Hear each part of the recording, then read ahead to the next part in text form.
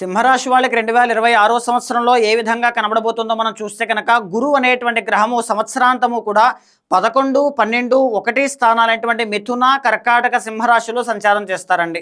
First half అంతా కూడా June 1వ తారీఖు దాకా రాజయోగము అనేటువంటిది కనబడుతుందండి. బికాస్ గురువు అనేటువంటి ఆయన యోగిస్తున్నారు కాబట్టి. సో దీనివల్ల ధనలాభం కలగడం కానీ, నూతన అవకాశాలు బాగుండడం కానీ, మనీ బ్లాకేజెస్ క్లియర్ అవ్వడం కానీ, గురువు యొక్క దృష్టి పంచమం మీద పడడం వల్ల అది 3వ స్థానం అవడం వల్ల అన్నదమ్ముల మధ్యలో ఉండేటువంటి గొడవలన్నీ కూడా సాల్వ్ అవ్వడం, సంతాన విషయంలో గుడ్ న్యూస్ వినేటువంటి యోగం పట్టడం కానీ, కెరీర్ గ్రో అవ్వడం కానీ, వివాహ ప్రయత్నాలన్నీ కూడా అనుకూలించడం కానీ చాలా బాగుంటుందండి.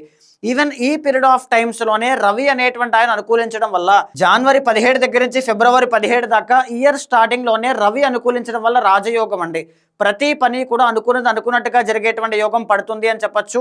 అగైన్ మళ్ళీ మే 17 దగ్గర నుంచి జూలై 17 దాకా రవి 10th and 11th హౌసెస్లో అనుకూలిస్తారు.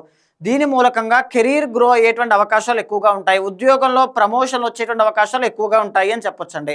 అయితే జూన్ 1వ తారీఖు దగ్గర నుంచి అక్టోబర్ 31 దాకా గురువు అనేటువంటి ఆయన 12వ స్థానమైన కర్కాటక రాశిలోకి వెళ్తారు.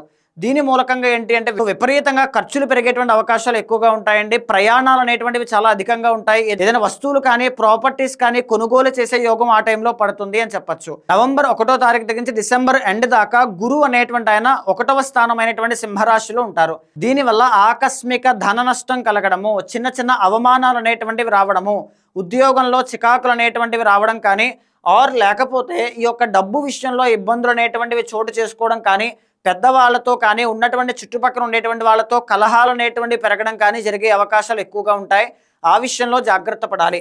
అయితే ఈవెన్ ఆ టైంలో కూడా రవి అనేటువంటి ఆయన అక్టోబర్ 17 దగ్గర నుంచి నవంబర్ 17 దాకా 3వ స్థానంలో అనుకూలించడం వల్ల మంచి ఆరోగ్యము, పనులన్నీ కూడా సకాలంలో పూర్తవడం ఇలాంటివి బాగా జరుగుతాయండి. శని అనేటువంటి ఆయన కంప్లీట్లీ సంవత్సరాంతము కూడా అష్టమంలో ఉంటారు. అష్టమ శని నడుస్తోంది. వాహన ప్రమాదాల విషయంలో జాగ్రత్తగా ఉండాలి, ప్రయాణాల విషయంలో జాగ్రత్తగా ఉండాలి, గాయాల విషయంలో జాగ్రత్తగా ఉండాలి, ఆరోగ్యం విషయంలో జాగ్రత్తగా ఉండాలి. ఆకస్మిక ధన నష్టాలు, ఆకస్మికమైనటువంటి మనశ్శాంతి కోల్పోవడం ఇలాంటివి జరుగుతూ ఉంటాయి. అయితే రాహు అనేటువంటి ఆయన 7వ స్థానంలో నవంబర్ 25 వరకు ఉంటారు. చాలా వరకు సంవత్సరంలో ఈ మెరిటల్ లైఫ్లో డిస్టర్బెన్సెస్ చూడడం కానీ, పార్ట్నర్షిప్లో ఇబ్బందులు రావడం కానీ జరిగే అవకాశాలు ఎక్కువగా ఉంటాయి.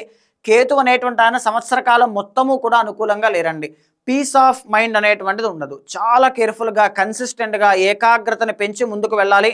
మేజర్లీ చెప్పాలి అంటే కాళీమాతకి సంబంధించిన హోమం చేయడం కానీ, ఇష్టదైవాన్ని, కులదైవాన్ని ఎక్కువగా ఆరాధన చేయడం కానీ చాలా ఇంపార్టెంట్ అండి. నేను నోట్ చేసినటువంటి డేట్స్ మాత్రం బాగా నోట్ చేసుకోండి.